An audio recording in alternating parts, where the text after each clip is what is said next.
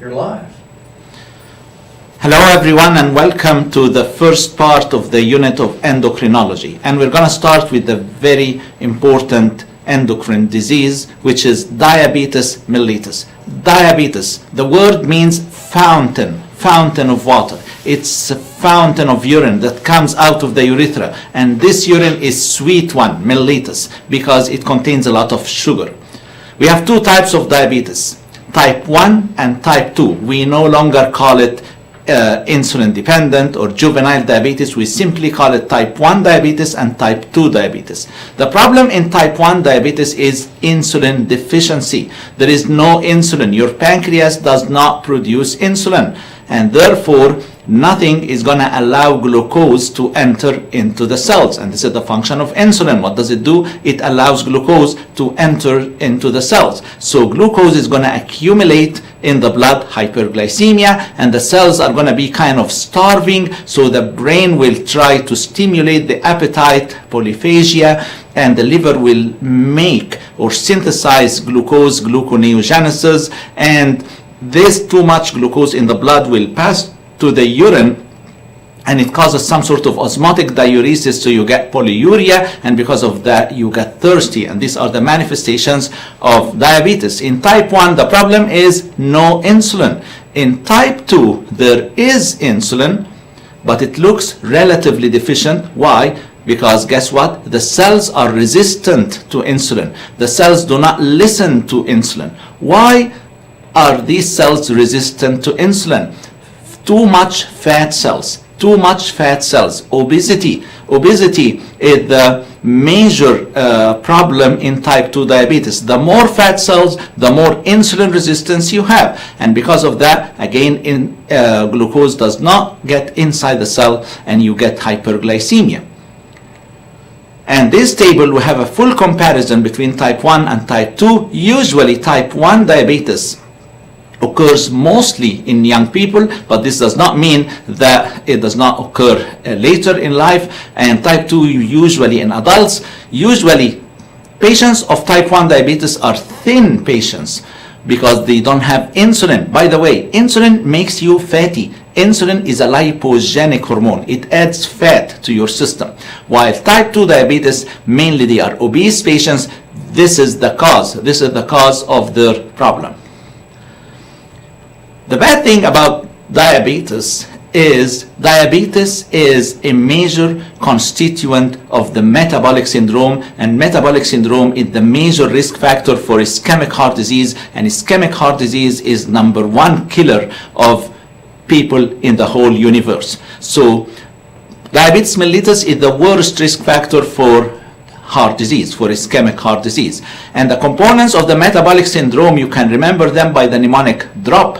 The D stands for dyslipidemia, the R stands for insulin resistance that leads to hyperglycemia, the O for obesity, and the P for elevated blood pressure. All of these four elements are found in diabetes mellitus.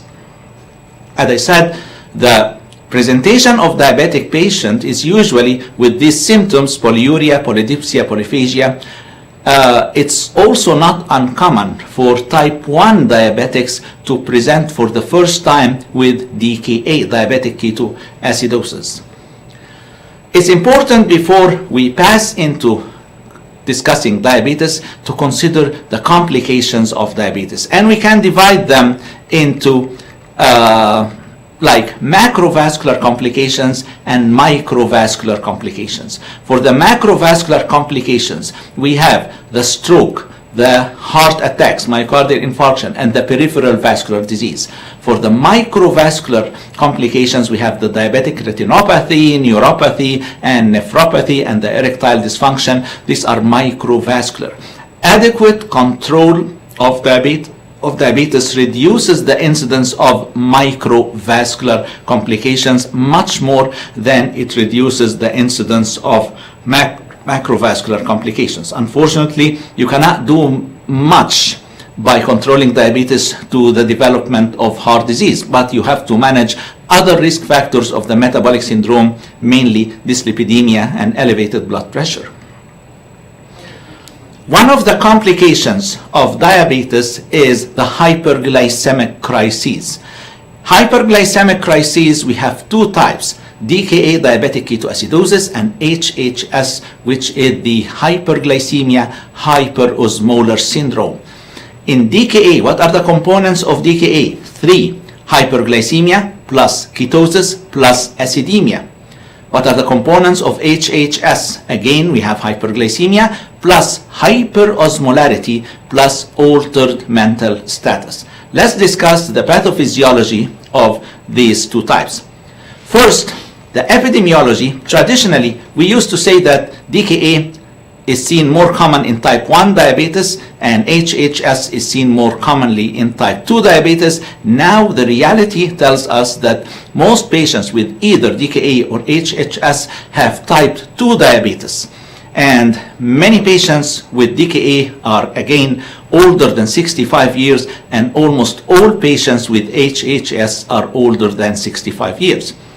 As for the mortality, believe it or not, the mortality of HHS is about 5 to 10 times more than the mortality of DKA, mostly because of the fatalities that we see in HHS are caused by comorbid conditions. Remember, HHS usually occurs in the elderly and they have a lot of comorbidity. Now, as for the symptoms and signs of DKA versus HHS, in DKA, we find polyuria, polydipsia, dyspnea, abdominal pain, nausea, and vomiting. In HHS, we have polyuria, polydipsia, plus confusion and lethargy. There is altered mental status. DKA develops rapidly within 1 day, whereas HHS, it takes 2 to 4 days to develop HHS. Both of them will show generalized signs of dehydration, but in DKA we find this characteristic type of breathing, Kussmaul's respiration. These are deep, fast breathing. Deep, fast breathing. Why are you doing this? To compensate for the acidosis that we have in DKA.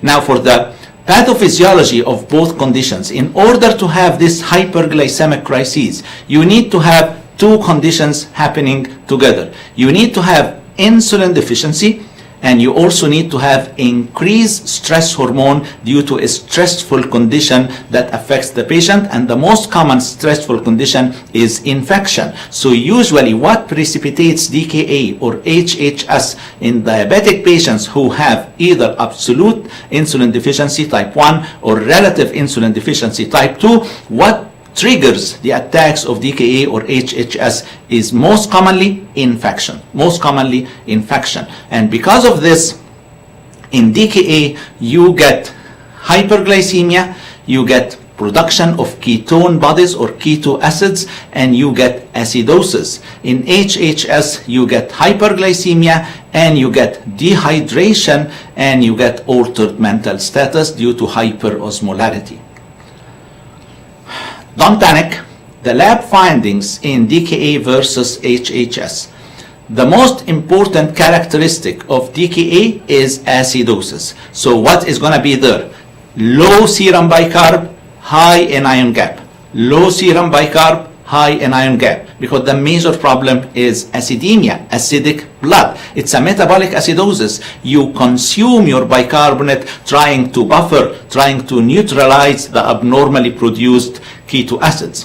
Whereas in HHS, we don't have acidosis. Bicarbonate is normal. The anion gap is normal. But what do we have? We have elevated serum osmolarity. We have hyperosmolar status. Now we can see also this hyperosmolar status in DKA patients, especially when it is severe DKA. But because these patients are mostly younger than those who get HHS, so when they feel this dehydration, when they are dehydrated, they seek water. But the thirst sensation usually is not that much developed in the elderly compared to younger patients. That's why we see hyperosmolarity more commonly in HHS. As for the lines of management of DKA and HHS, it's mainly intravenous fluids, to compensate for this dehydration, secondary to the osmotic diuresis, secondary to the severe hyperglycemia, and insulin. So management of DKA, IV fluids, and insulin. Always keep an eye on electrolytes. The electrolytes that are commonly disturbed in DKA, most important one is potassium. Whenever you start giving insulin to patients with DKA, you expect the potassium level to drop like a rock. And you should supplement the patient with potassium to avoid dangerous hypokalemia. Also, sodium is affected in these conditions.